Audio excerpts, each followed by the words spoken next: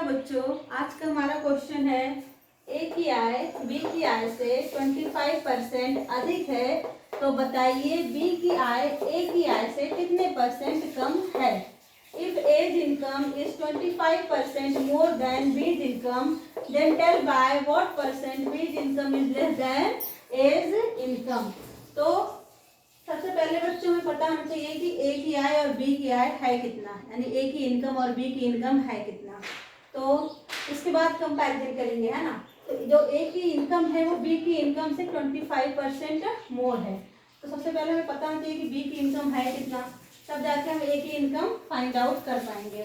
तो यहाँ पे हमें गिवन तो है नहीं, तो हमने ए यहाँ पे लिखा, बी यहाँ पे लिखा और हमने एज्यूम कर लिया कि बी की इनकम कितनी रही होगी 100। तो फिर उसके बाद ए की इनकम कितनी हो जाएगी, बी की इनकम से 25% मोर, मतलब 100 का 25% कितना होता है 25, मीन्स ए का इनकम कितना रहा होगा 125। ओके, तो ए की इनकम बी की इनकम से कितना मोर था 25%, तो कितना हो गया 125।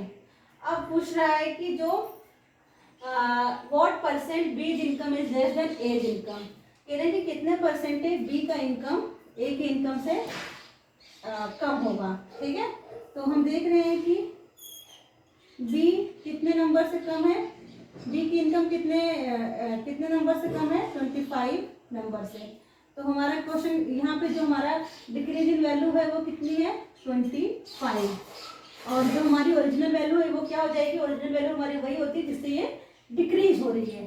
तो ओरिजिनल वैल्यू हमारी कितनी हो गई 125, देन हमें क्या करना है मल्टीप्लाई बाय 100।